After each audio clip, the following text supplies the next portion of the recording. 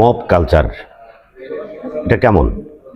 সবাই বলবে mob culture হচ্ছে সবচেয়ে বাজে জিনিস, কিন্তু সব ক্ষেত্রে বাজে না, খারাপ না। মব কিছু কিছু ক্ষেত্রে দরকার আছে।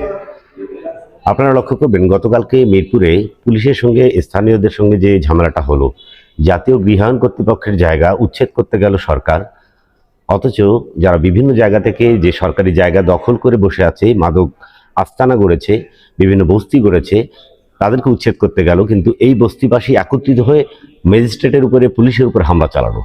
তার মানে কি, এখানে যা দরকার আরো বিপুল সংখ্যক জনগোষ্ঠী একত্রিত হয়ে ওদের উপরে মব করা দরকার। এই ক্ষেত্রে মব কারেক্ট। এজন্য বলছি সব ক্ষেত্রে মব খারাপ না।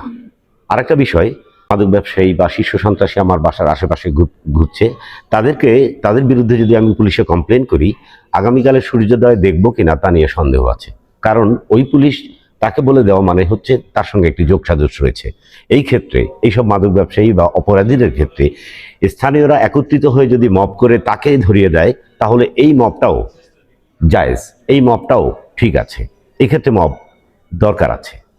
ধন্যবাদ সবাইকে।